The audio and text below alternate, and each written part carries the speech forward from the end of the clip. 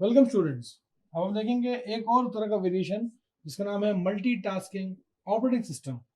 Multitasking हम अगर word को ही देखें तो बड़ा अच्छा वर्ड है और काफ़ी एम्प्लॉयर्स अपने एम्प्लॉयज़ को चाहते भी हैं कि वो मल्टीटास्किंग बने, मतलब डेवलपर का काम भी करें, टेस्टर का काम भी करें और बाकी प्रोजेक्ट्स भी लेके आए, सारे काम करें। वैसे हम भी चाहते थे कि हमारा जो ऑपरेटिंग सिस्टम हो वो इस तरह से हो जो कि मल्टीटास्किंग टाइप का हो, क्योंकि ऑपरेटिंग सिस्टम जो है वो एक ऐसा प्लेटफॉर्म है जो कि सब कुछ प्रोवाइड कर रहा है।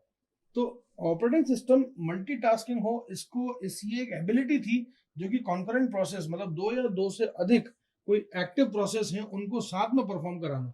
बस फर्क इतना है कि इसमें क्या है कि आप जब भी मल्टीटास्किंग करते हैं तो आपको इम्प्लीमेंट करना पड़ता है उसकी कोड की मेंटेनेंस को और उसका डेटा कि कौन कौन सा डेटा किधर किधर रखा है मेमोरी के अंदर। साइमल्टेनियसली अगर आपको दो प्रोसेस चलानी है तो उन दोनों का डेटा मेन मेमोरी के अंदर मौजूद होना चाहिए। अगर सीपीयू को नहीं मिला तो वो एक प्रोसेस को रद्द कर देगा, दूसरे को चलने देगा। तो कहने का मतलब ये है कि मल्टीप्लेक्सिंग करनी है आपको प्रोसेस की कि ऐसा लगे कि हो पैरेलल ही रहा है जबकि हो सीरियल ही रहा है। आईओ डिवाइसेस और जो आपके प्रोसेस है उनके बीच में मल्टीप्लेक्सिंग होनी है। अब होगा ये कि मल्टीटास्किंग को हमेशा कपल्ड किया जाता है कि वो हार्डवेयर और सॉफ्टवेयर का सपोर्ट उसको मिल रहा है कि नहीं मिल रहा है। अब मेमोरी प्रोटेक्शन तो आपने कर लिया, लेकिन क्या होता है कि कई बार आपको ऐसी ऐसी प्रोसेस भी आ जाती हैं जो कि एड्रेस स्पेस को एक तरह से कब्जा कर लेती हैं, उसको करप्ट कर देती हैं और बाकी बची हुई जो रेजिडेंट प्रोसेस हैं वो ऐसी जगह बना लेती हैं जिससे क्या होता है कि सिस्टम स्लो हो जाता है। मसलन के तौर पे कि एक प्रोसेस थी जिस प्रोसेस ने अपनी मेमोरी को लेके आईओ को लेके आई अंदर अंदर आई और दूसरी प्रोसेस आ गई। इसके बाद अब जो पहली वाली आई थी वो अपने काम कंप्लीट नहीं कर पाई किसी कारणवश। अब वो काम कंप्लीट नहीं कर पाई, जब तक आप क्या करोगे, मेन मेमोरी को ब्लॉक करना पड़ेगा, एड्रेस स्पेस आपका ब्लॉक हो जाएगा।